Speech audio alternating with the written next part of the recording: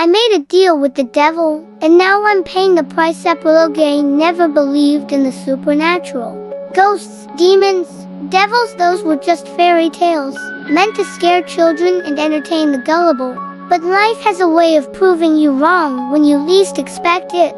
And now, as I sit in my dark apartment, staring at the reflection of a man I no longer recognize, I realize the truth. The devil is real, and I made a deal with him. Now, I'm paying the price. Chapter 1. Desperation. My name is Daniel Carter. Just a year ago, I was like any other struggling man in his late 20s, buried in student debt, drowning in bills, and watching my dreams slip further away with each passing day.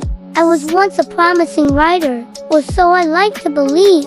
I had dreams of publishing novels that would change lives, of seeing my name on bestseller lists. But reality is a cruel teacher. Publishers rejected me. My job at a local diner barely covered rent, and my girlfriend, Emily, had just walked out of my life, saying she was tired of waiting for me to get my act together. That night, I sat in my dimly lit apartment, a half-empty bottle of whiskey beside me, unpaid bills scattered across the coffee table. The weight of failure pressed down on me like a suffocating fog. Then I heard it, a voice smooth, confident, and dripping with an unnatural charm. Rough night, Daniel. I jumped, my heart hammering in my chest. The voice hadn't come from my phone or my television. It had come from the darkness itself. That's when I saw him.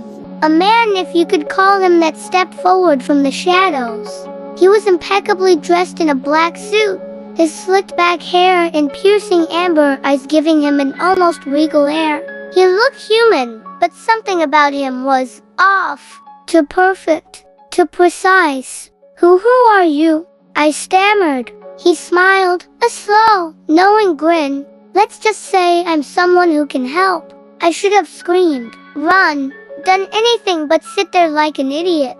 But there was something in his gaze, something hypnotic, that made it impossible to look away. I know what you want, Daniel, he continued, picking up one of my rejected manuscripts from the table. Success, recognition, wealth, the power to prove everyone who doubted you wrong. I swallowed hard. And what? You're going to offer me that, he nodded, in exchange for something small. Just a deal. The rational part of my mind screamed at me to say no. But desperation is a powerful thing. What kind of deal? I asked, my voice barely above a whisper. His grin widened. We'll discuss that later. I should have walked away. Instead, I shook his hand, and my life changed overnight. Chapter 2. The received first sign that something was different came the next morning. I woke up to find my email flooded with messages from publishers. The same manuscripts that had been rejected countless times. Suddenly, they were being fought over. Within a week, I had a lucrative book deal. Within a month, my first novel became a bestseller. Money poured in. I moved out of my dingy apartment into a penthouse overlooking the city. Fame followed. People who had once ignored me suddenly wanted to be my friend. Emily, the woman who had left me, started calling again, her voice dripping with regret. I had everything I had ever wanted. For a while, life was perfect. Then, on the anniversary of the deal, he returned. Chapter 3. The Pursuit appeared in my office, leaning against my bookshelf as if he belonged there. Enjoying your success? He asked, pouring himself a glass of my expensive whiskey. I stiffened. What do you want? He smirked. Ah, straight to the point. I like that. It's time to collect. A chill ran down my spine. What do you mean? He set his glass down and leaned in. Did you really think I was giving you all this for free? No, Daniel. Now, I take my share. I braced myself, expecting him to say he wanted my soul. But what he said was far worse. I want your happiness. I frowned. My happiness, he nodded. You'll keep your money, your success, your fame, but the ability to enjoy it, that's mine now. I laughed, though it sounded hollow. That's ridiculous. But then I noticed it. The emptiness. The food I once loved tasted like ash. Laughter, once natural, now felt forced. Even when surrounded by admirers, I felt completely, utterly alone.